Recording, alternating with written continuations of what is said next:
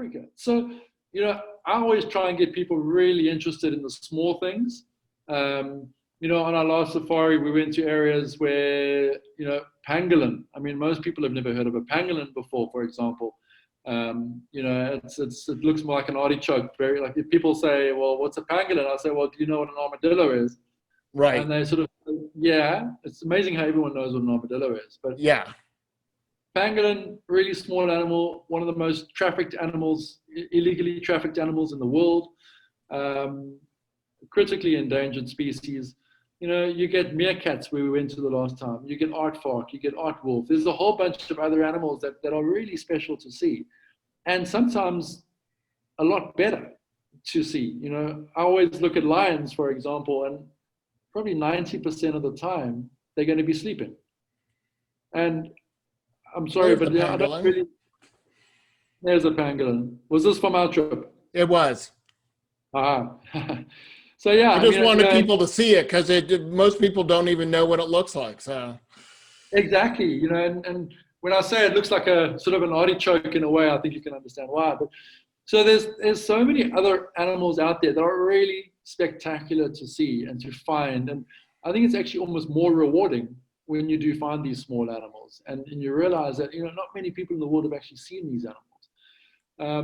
And then even the animal side of things, you get into certain areas of vegetation biomes, and you get into succulents, and you get into orchids, and there's just so always try and get people to see a safari as a holistic experience and not just solely focused on the animals, and particularly the big animals. And hence the stars. Look up at the stars and spend time looking up, because that's part of it's a natural experience. It's a people say, "What are you?" I'm a naturalist guide. I like to talk about nature, and it's not just I don't like talking about animals, but I like to talk about nature. And so yeah, that's what I try and do on safari, and also try and give people different experiences. So you'll know me. I'm the kind of person that if everyone's going left, I'm going to be that one idiot going right. And I call myself that. But let's go and find our own animals. Let's go and explore away from the crowds and away from the people, and just do our own thing. And that's what I really try and get people to experience oh, when we absolutely. And one of the things that I love doing with you, although I have to say when I'm actually doing it, sometimes I'm little nervous, but that's the little nervous is probably a good thing. Kind of gets you back to always a is good thing. are the bushwalks. Yeah. Get out of the Land Rover, get on foot, get to go see. And let me tell you, folks, when you go on safari, you get to learn a lot about scat, which if you don't know what that is, that's animal poop. But it is honestly fascinating because you learn so much about the animals and how they interact. So for example, elephants eat a huge amount of vegetation in a given day, and yet they have really bad digestive systems. So when you look at their scat, you see literally a whole lot of undigested leaves and twigs and stuff like that. And yet, if you were to look at a hyena scat, they are highly efficient in their digestive, and there's hardly any kind of, there's like bone and calcium, and but let's just talk about doing, getting out of the Range Rover, not zipping by, slowing down, and taking a walk. It is, you're now getting on all of the animals' terms.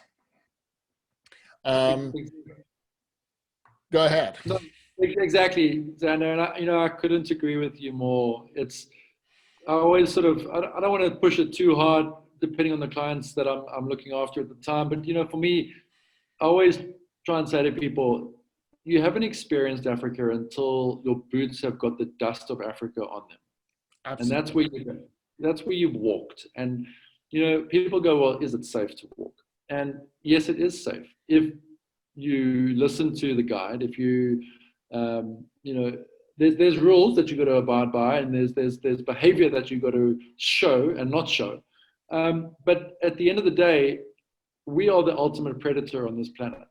And in Africa, there's not one single animal, terrestrial animal, that will actually go out of its way to hunt you. There's only one animal that will hunt you, and that's a crocodile. So if you go down to the water's edge, a crocodile will try and hunt you to eat you.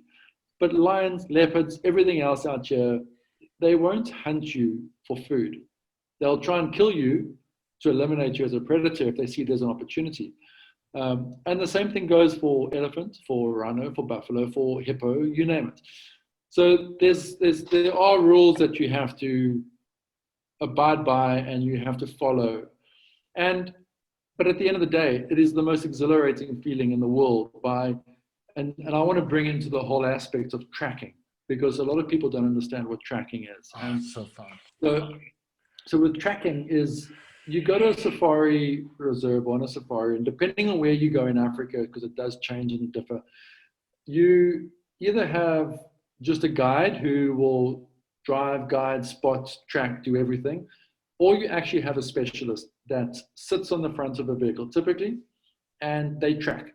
And when I say track, they look for signs typically on the floor in front of the vehicle. They will look down there for the footprints. But it's not just the footprints, it's the smells, it's hearing, it's branches that have been broken. It's all sorts of things. And they track animals, and they track to find animals. And this is an ancient art that it is, I don't like to think it's sad because it's a reality. It's a dying art. And there's a good friend of mine that has actually started a company to try and bring this back to the fore, to train youngsters up to become trackers again, the original way, which is fantastic. But getting on foot and walking, you slow yourself down. Now you're on the animal's sort of turf, and you tend to understand where you also fit in this world. I think you sort of realize, I'm not this big, strong, two-legged biped anymore. I'm just like, I'm looking around every corner, and I'm trying to think. Not feeling quite as apex as you were in the Range Rover. Not at all. And but the fact is that you get out and you slow down, and you get to see so many of the smaller things once again that you will miss by zooming around in the vehicle. And there's a time and a place being in the vehicle and driving around. But to me, I always try and get every single person I'm with to spend some time on foot, walking, and if not walking, tracking. And if we can track an animal, track and find an animal, that to me then that's the cherry on the top. Because the whole aspect of tracking an animal is to try and find that animal, view that animal, without that animal knowing you are there. Yeah. Now that's the hardest part. And that absolutely. If you can do that, it's the most rewarding experience I think anyone will ever have. It's just, you come away feeling like you have just conquered Everest. You get back into the vehicle and your adrenaline is pumping and everything is just going, and your senses are so heightened. It's just a phenomenal experience. And I can't really explain it to someone unless they've actually tried it and they've done it. That's the only way that they will understand what I'm talking about right now. And I think, Warren, that's true of so many experiences. Again, you and I can explain in wonderful detail, but until you've seen the African night sky, the sunrise, the sunset, done a bushwalk, tracked an animal, you don't know. Now, what I can tell you is,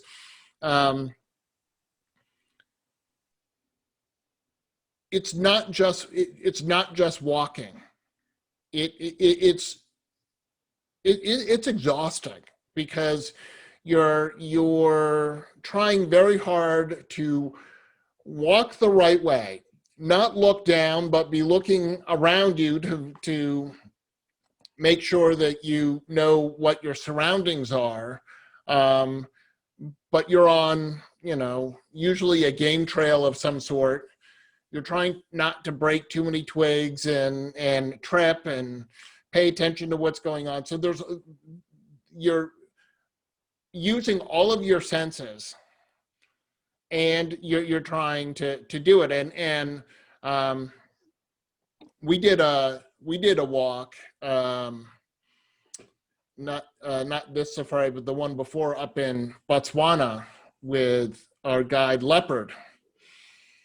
And we're out there, and then there's a breeding herd of elephants, like probably 100 meters away from us. And now we have to do this really big circle around. And there's some kind of, where we're going through some grasslands. And one thing I wanted to talk about, we touched on last week, you were talking about your experience with that leopard. And one of the things that I'm always, and I shouldn't be surprised because I've been there, but is how hard it is to actually see the animals, any of them, predator or prey animals, in the natural environment. They obviously have all adapted so that they don't stick out, like they have a blaze orange hunting vest on, right? So I can assure you, as I'm walking through, we had to do this big thing, and we're going through this on this path, and there's all this kind of semi-tall grass. And I'm like, I know that there are lots of animals that see me. I don't see them, but they see me. And I'm like, what is going to see me? And I'm on the very end because I'm tall like Warren. So I'm at the very end. I'm thinking I could get just taken out. You wouldn't even know. But we put the weak ones at the back. yeah, exactly. You put the weak in uncoordinated. I'm just trying to walk and not fall, and I'm like, oh, but I could be looking around. But there is something about walking and knowing that there are lots of animals, big and small, that are all around you. You don't see them, but they certainly see you. If you think about how human beings walk, we are, as a species of ape, we are the clumsiest, silliest animals, noisiest animals to walk anywhere and everywhere. And I think we've lost that over time. I mean, I've gone, excuse me, I've gone walking and tracking with, the local San Bushmen or the Hadza tribes up in Tanzania, and these people are still proper hunter-gatherers, and the way that they move through the bush, it makes you feel like it makes me feel sometimes like a clumsy elephant, like just bounding along, and it's embarrassing in a way if you think about it. It's and we are very, very noisy walkers. And the other aspect that you pointed out is, I think that the hardest part is when people are walking, and it's something I always try and get people to do. I try and teach them to do this, is where you come from, walking in cities. And go next time you go out, is look at people, and they're either looking at their phone or they're looking at the sidewalk. So their head is down the whole time, and they are looking no further than the glass pane of the window that's on their side, or the person that's sort of 2 meters or something like that in front of them. Yeah. So it's a very small space that you're used to walking in. You're walking down, but now get out into nature and walk. Lift your head up and scan around you, because you are missing so much if you don't do that. But also try and look at the pathway ahead of you, and you typically are walking on an animal path or something like that. And even if you're not, just scan the area around you, that you know what to sort of expect. And when you walk, I always say, try and walk quietly, because obviously with the bomb, or breaking of branches and stuff, you're just going to give your position away so quickly. It's not hard. It's not easy. It's really hard. And it's just something that I laugh at the human race when we are out there, in a way, because we are very clumsy people. Well, and what I always find amazing is there are times where we've just been sitting. We're not driving. We're sitting. We're waiting, and all of a sudden, a an eland or something all of a sudden kind of walks out of the bush. An eland is I mean, it weighs probably like what, like maybe It's a three. huge animal. Yeah, it's a Yeah, I mean, massively it's a couple 100 pounds of huge animal. animal, and all of a sudden, like it just kind of pops out. And I sit there and go, how does that thing that weighs twice as much as me, and I'm a big person, literally tiptoe through the bush and pop out, and all of a sudden you're like, oh my gosh, there's Elon right there. More like 5, 6 times your weight. Yeah, no, totally. I mean, they're like, but complete, and obviously that's that's evolutionary survival and stuff. But I'm still amazed at something this big walks so quietly. And as you said, it's like I might as well be an elephant with cymbals banging them as I'm walking through the bush. Well, I think that animals have learned and they've evolved to know how to survive out there, and they know that if they make a noise, they're just giving their position away. Right. So their main sense, and I always say this is the way we find animals. Our main sense to actually try and find animals, interestingly enough, is not our eyes. It's actually our ears. Yeah. And that's what all these antelopes, so the prey species, I mean, they got massive, massive ears. And they use those ears because they want to hear if there's a predator approaching. They need to know.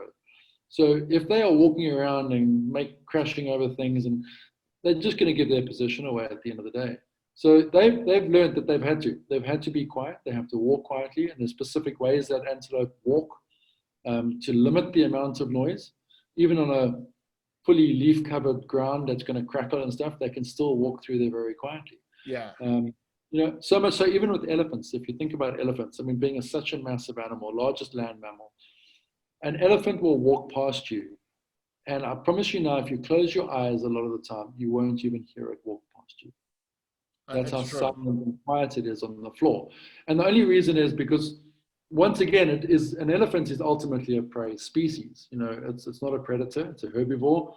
And there are parts of Africa, and particularly northern Botswana, where prides of lions hunt elephants. So an elephant is a prey species. So it also has to be quiet.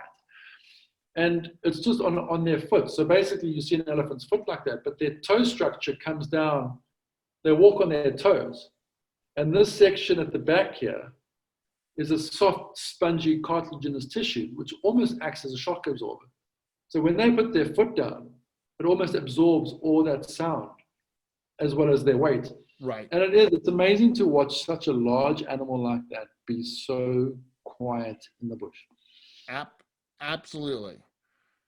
And of course, here we are talking about animals again. Animals are really important and stuff. But one animal that I wanted to just quickly have a conversation about, because I like to myth bust a little here, which is from watching Animal Planet Discovery Channel way back when, Mutual of Omaha's Wild Kingdom and stuff. You see documentaries on lions and leopards and stuff, and we see them taking down game and stuff like that. And one of the things I was surprised to hear is that lions and leopards and even cheetah are not the most efficient hunters in Africa. It is actually the African painted dog, also known as a wild dog. And so, correct me if I'm wrong, Warren, but like lions have like somewhere about a 40% success rate when they go out. Exactly. So yeah, lions have about a 40% success rate. They are actually living in a pride. They are actually pretty useless hunters for the most part. And there's been a lot of theories put out to their why and all that necessary things, but they're not. I think probably it's probably about 40% that they have a successful hunt. Cheetah slightly higher than that. So cheetah, you're looking at around. So let me go back one step and go. Leopard will probably be about a 60-70%. Right. Cheetah about an 80% success rate, and then wild dogs about a 90% success rate. Right. And And obviously for leopards and cheetahs, that success rate is slightly higher because they tend to be hunting solo. Well, it's just that it's the different ways in the way that these predators or cats hunt, and lions being the only sociable cat, the females will typically do most of the hunting. But also a myth is that the males won't hunt. The males do hunt, and the males have to hunt when they're on their own. And often if it's a big animal like a buffalo or an elephant or something like that, the males will get involved. They have that weight